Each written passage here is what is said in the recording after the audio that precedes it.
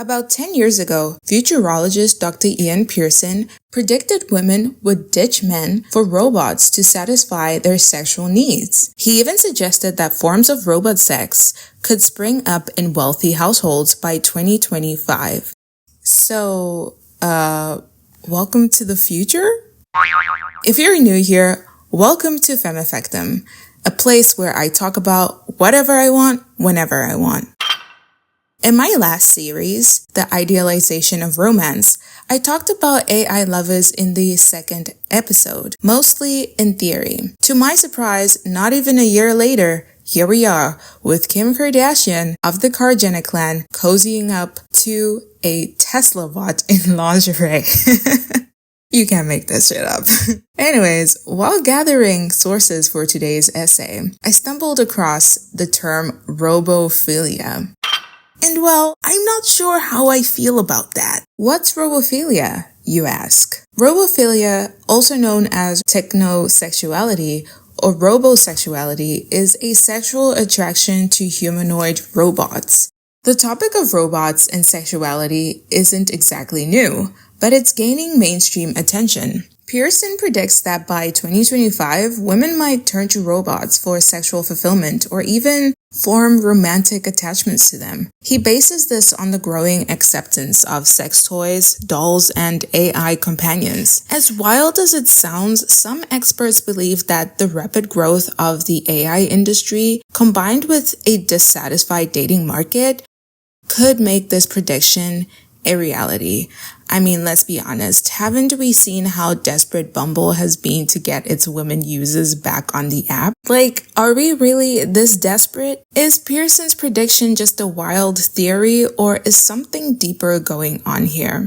To be honest, I think Pearson might have a point. The 4B movement originating in South Korea has gained traction in the West. Women are actually swearing off men. There's no way I am letting any man near me for the next few years. Its core principles: no dating, no sex, no marriage, no childbearing. On top of that, recent research predicts women will surpass men in their use of generative AI by 2025.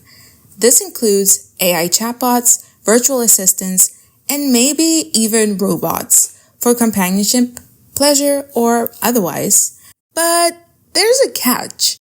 Women who influence 85% of consumer spending are less likely to fully embrace AI devices for personal uses like relationships, at least for now. Pearson also predicts that by 2030, virtual reality sex will be common. Combine virtual reality with sex robots and you have a new kind of interaction, one free of emotional barriers, guilt, or judgment. I mean, it's not cheating if you can switch off your robot, right? In theory, this could improve mental health by providing companionship to those struggling with loneliness. Think of individuals with disabilities. But here's the uncomfortable truth. While robots offer temporary satisfaction, they won't fix the problem: the breakdown of real human connections. Sure, a robot partner could be perfect, programmed to meet every need and avoid conflict. But at what cost? Are we sacrificing genuine connection for convenience?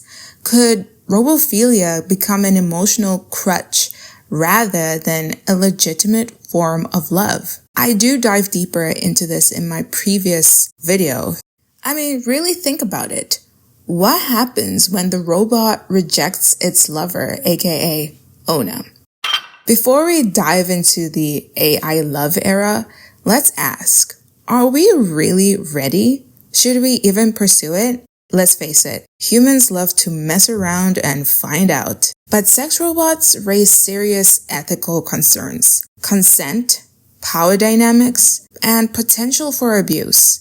Companies like Replica have already shown us that AI relationships, while sometimes harmless, can easily be exploited.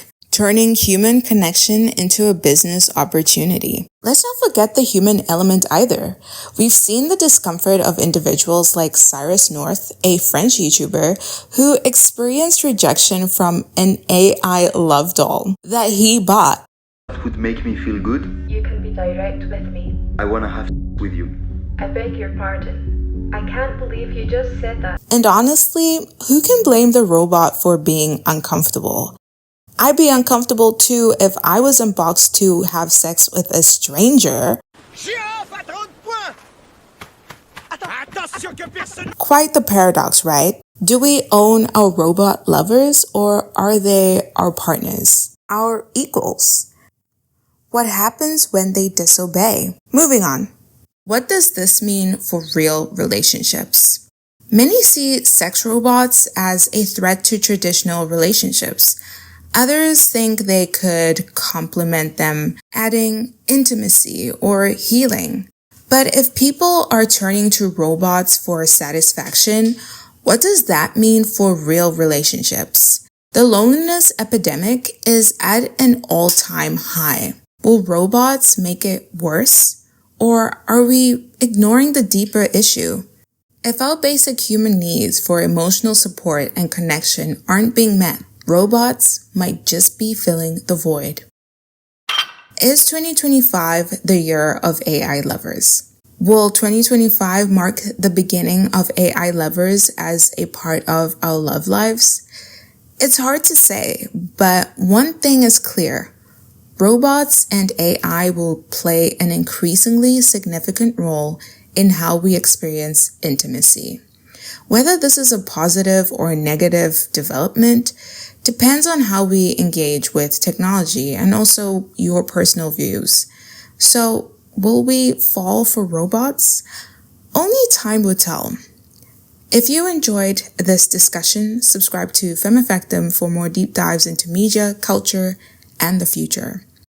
And let me know in the comments, are robots the future of love, or are we missing something more fundamental about being human?